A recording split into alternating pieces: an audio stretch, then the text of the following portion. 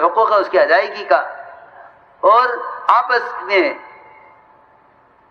یعنی اجتماعیت کا جو شوق اور رغبت اس وقت امت میں ہے، شیطان اس کو آج بھی توڑنا چاہتا ہے، آج بھی توڑنا چاہتا ہے۔ منافقین سے دو چیزیں برداشت نہیں ہوتی، ایک اطاعت اور دوسرے اجتماعیت، یہ دو چیزیں منافق سے برداشت نہیں ہوتی، اطاعت اور اجتماعیت، کیونکہ اطاعت کے ساتھ اللہ کی غیبی نصرتیں ہیں، اور اجتماعیت کے ساتھ مسلمانوں کی اپنی قوت ہے۔ منافق اس کو برداشت نہیں کر سکتا، کیونکہ ان کے دل تو پہلے ہی پھٹے ہوئے ہیں، وہ چاہتے ہیں کہ جس طرح ہم پھٹے ہوئے ہیں مسلمان بھی ہماری طرح پھٹ کر رہیں۔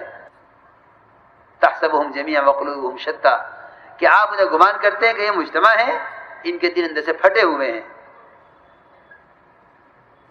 تو وہ چاہتے ہیں کہ جس طرح ہم پھٹے ہوئے ہیں کہ مسلمانوں کو بھی آپس میں بدزن کر کے، بدگمانیاں پیدا کر کے ان کے درمیان وہ کام کرائے جائیں جس سے آپس میں پھٹن پیدا ہو۔ سنو غور سے، چنانچہ یہ صحابی ابھی آدھے راستے پر تھے، ادھر پورا قبیلہ بنو مستلق وہ ان کے استقبال کے لیے نکل آیا۔ منافق ملا راستے میں، صحابی کو پوچھا کہاں جا رہے ہو؟ کہ ہم بنو مستلق سے زکوٰۃ وصول کرنے جا رہے ہیں۔ اس منافق نے جھوٹی خبر یہ سنائی کہ وہ سارے بنو مستلق اور پورا قبیلہ تمہیں قتل کرنے کے لیے بستی سے باہر نکل آیا ہے۔ دیکھو ایک خبر، ایک منافق کی خبر کہ پورا قبیلہ تمہیں قتل کرنے کے لیے باہر آ گیا بستی سے۔ اکیلے صحابی کیا کرتے؟ آیا وہاں تحقیق کرنے اکیلے جاتے؟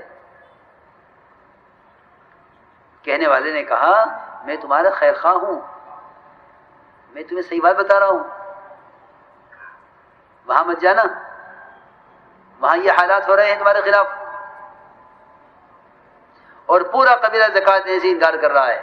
یہ دو باتیں منافق نے کہیں صحابی سے، یہ صحابی نہیں سے واپس آ گئے آدھے راستے سے، آ کے عرض کیا کہ آپ نے مجھے بھیجا تھا بنو مستلق سے زکوٰۃ وصول کرنے کے لیے، پورا قبیلہ مجھے قتل کرنے کے لیے باہر نکل آیا ہے، اور پورا قبیلہ زکوٰۃ دینے سے انکار کر رہا ہے، اور ظاہر بات ہے کہ زکوٰۃ کے انکار کا ہمارے سے تو قتال ہے۔ صحابہ نے مشورہ کیا کیا کریں، پورا قبیلہ زکوٰۃ دینے سے انکار کر رہا اور اللہ کے رسول صلی اللہ علیہ وسلم کے آدمی کو قتل کرنا چاہ رہا ہے۔ چنانچہ مشورے میں یہ طے ہوا کہ راتوں رات حملہ کر کے اس پورے قبیلے کو ختم کر دیا جائے۔ سوچو بہت غور سے سوچو اس کو جو میں کہہ رہا ہوں، راتوں رات حملہ کیا جائے، پورے قبیلے کا ایک آدمی زندہ نہ بچے، سب کو قتل کر دیا جائے۔ یہ صحابہ کے مشورے میں اتفاق ہوا اس پر۔ سنو ایک منافقی خبر، وہ تو وحی کا سلسلہ جاری تھا، وحی نازل ہوئی اللہ کی طرف سے، اے تمام ایمان والو، یہاں سارے ایمان والوں کو خطاب کیا گیا ہے، اے تمام ایمان والو سن لو، اگر کوئی فاسق کوئی منافق تمہارے پاس خبر لے کر آئے تو تم اس کی تحقیق کر لینا، ایسا نہ ہو کہ تم کسی غلط خبر پر کوئی قدم اٹھا لو اور تمہارے لیے سوائے ندامت کے کچھ نہ ہو۔ اس آیت سے صحابہ سمجھے کہ ایک منافق کی جھوٹی خبر سے یہ سارا فتنہ پھیلا ہے۔ اس لیے میرے دوستو عزیزو، استقامت کے ساتھ، اجتماعیت کے ساتھ، ایک مشورے کے ساتھ سب کو مل کر چلنا ہے اور سب کو لے کر چلنا ہے۔ یہ دیکھو سب کو لے کر چلنا ہے، انہیں بھی چھوڑو انہیں بھی چھوڑو انہیں بھی چھوڑو، نہیں چھوڑنا کسی کو نہیں ہے۔ ایک مشورہ ہے، ایک کام ہے، ایک امت ہے۔ تم نے تو کوئی گرو بنانا سوچا ہی نہیں ہے کہ اب ایک گرو بھی ہو جاوے، ایک گرو بھی ہو جاوے، یہ بھی کام کر رہے، یہ بھی کام کر رہے، بالکل نہیں. ایک امت ہے، ایک کام ہے، اجتماعیت ہی اصل ہے. خدا نہ کرے کچھ لوگ کفر پر مجتمع ہو جائیں تو ان کی بات تو نہیں ماننی چاہیے، لیکن جہاں تک حق ہے کہ وہاں تک تو مسلمانوں کے اندر دو طبقے ہو ہی نہیں سکتے. تردید جو ہوتی ہے کفر کی ہوتی ہے، حق کی تردید نہیں ہوتی کہ وہ کہ آپ حق پر نہیں ہو، کہ آپ حق پر نہیں، یہ تو ہو ہی نہیں سکتا. تردید تو کفر کی ہوتی ہے نا، حق کی تو تردید نہیں ہوتی کہ حق کو رد کیا جائے. حق کی تردید نہیں ہوتی، کفر کی تردید ہوتی ہے. اس لیے ہمارے ذمہ یہ کام ہے کہ ہم اجتماعیت کے ساتھ چلیں. اور جو مذاکرہ عرض کیا ہے، جو باتیں عرض کی ہیں، یہ اپنے آپ کو اس کا پابند بنانا ہے. یہ کہ یہ معلومات کے لیے نہیں ہے بیانات، کیجئے بیٹھے یہ معلومات میں یہ بھی آیا، یہ بھی ہے، نہیں کچھ نہیں. یہ اس کا ہمیں اپنے آپ کو پابند بنانا ہے، اس کا اپنے آپ کو پابند بنانا ہے. کیونکہ میں نے شروع میں عرض کر دیا تھا کہ یہ کام اپنے مزاج کے ساتھ چلے گا. اس کا مزاج سنت پر ہے، اتباع سنت پر، کہ کام اتباع سنت پر ہے، کہ ہم سنت کے تابع ہیں کام میں، کہ سنت یہ ہے.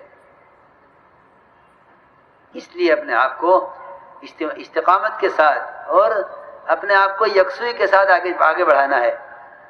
یکسو رہو کام میں، ادھر ادھر کی باتوں میں کدھر متوجہ نہیں ہونا چاہیے.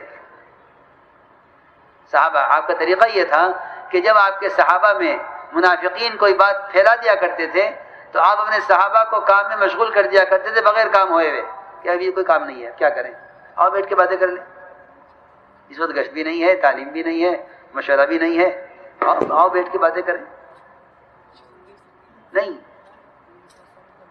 منافقین کے ایک منافق نے کہا کہ عزت والے ذلت والوں کو مدینے سے باہر نکال دیں گے. مدینہ مرکز ہے،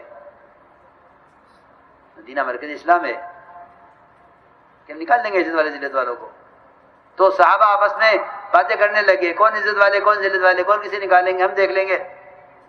ہاں، تو آپ نے اتنا چلایا صحابہ کو سفر میں کہ سارا دن چلایا، ساری رات چلایا، پھر اگلے دن پورا چلایا، پھر پوری رات چلایا. تیسرے دن دوپہر کو جا کے اجازت ملی آرام کرنے کی. اتنا لمبا سفر کبھی نہیں ہوا. کہ دو کام کرنے ہیں، ایک تو ان کو تھکانا ہے تاکہ جب یہ تھکے تو آرام کریں، اور ایک انہیں چلانا ہے تاکہ ان دو کے درمیان، کیونکہ ایک اونٹ پر ایک آدمی بیٹھتا ہے، ایک اونٹ پر ایک آدمی بیٹھتا ہے، کہ ان کی اونٹوں کی کو چلاؤ تاکہ دو بھی آواز سے بات نہ کر سکیں کہ کون عزت والے، کون ذلت والے، کس نے کس کو کیا کہا. کچھ نہیں. صحابہ کے ذہن کو اس منافق کی بات سے ہٹانے کے لیے اور صحابہ کے ذہن کو منافق کی بات سے مشغول کرنے کے لیے اتنا چلایا. اتنا چلنا ثابت نہیں ہے کہیں سیرت میں. صحابہ سفر بھی کرتے تھے، آرام بھی کرتے تھے، پڑاؤ بھی کرتے تھے.